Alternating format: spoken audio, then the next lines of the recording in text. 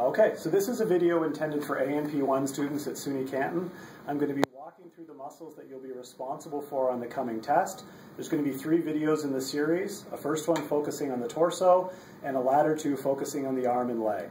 I'm going to do my best to follow your lab manual in the best order I can, so if you do have your lab manual handy, that could be helpful for you. So beginning with the muscles, we first of all have the epicranius. The epicranius is a combination of the frontalis and the occipitalis, which is located on the back of the skull. The next muscle we have is the orbicularis oculi, encircling the eye, followed by the orbicularis oris, which is circling the mouth. Coming off the side of the mouth, we can see the risorius muscle coming straight back. Coming up off the corner of the mouth, we have the zygomaticus major and the zygomaticus minor. At the back corner of the mouth is the masseter, the large chewing muscle, and on the side of the head we can see the temporalis.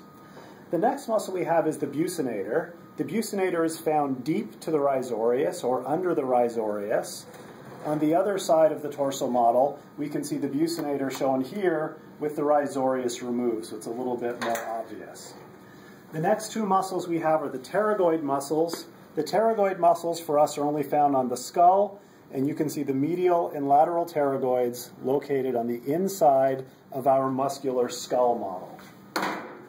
The next muscle is the digastric muscle. I'm not going to show it to you on the poster, but it's the L-shaped muscle located on the underside of the mouth. The platysma is a scarf of muscle that comes on the underside. It's only found on that 1/2 head we have for the torso man. The sternocleidomastoid runs from the mastoid process of the skull down to the sternum and the clavicle.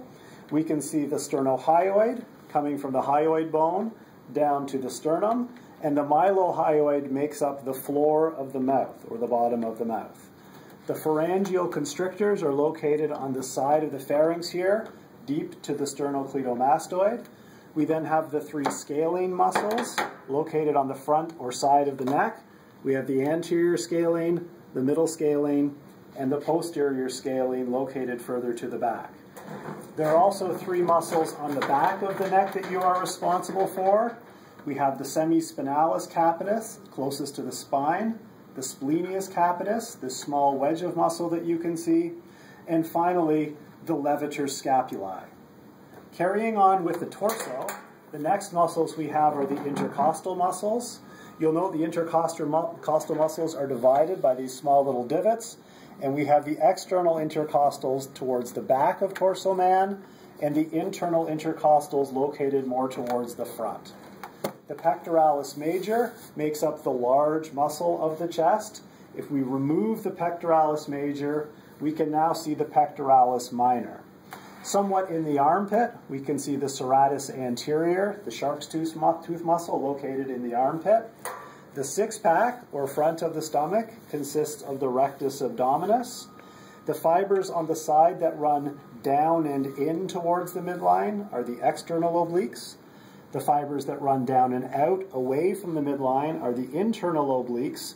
And if I were to remove the breastplate, we could see fibers running directly side to side, which make up the transverse abdominis. Switching to the back of torso man again, we can once again see the trapezius, the high muscle that we find on the external back, and the latissimus dorsi, the major muscle of the lower back. The quadratus lumborum is also visible on muscular man. If you remove the torso, and you'll find the quadratus lumborum found directly below the kidneys, though they're too deep to be seen on this superficial view. The deltoid is the large shoulder muscle of our model. If we look at the left side of torso man that has been stripped away, we can see the supraspinatus located above the scapular spine and the infraspinatus located below the scapular spine. Below those muscles, we can see the teres minor and the teres major going towards the humerus.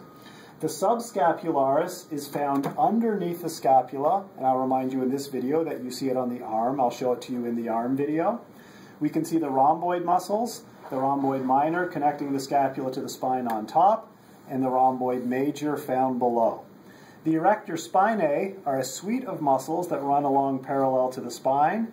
We can see the iliocostalis furthest out, the longissimus in the middle, and the spinalis closest into the spinal cord. We can see the serratus posterior inferior, a little view of it in this staircase of muscle that we see on the side. And finally, the interspinales are located between the spinous processes. I will remind you that many of the muscles we showed on the back are also seen on our little back guy, so be sure to study him for your test as well. How was that for a video length?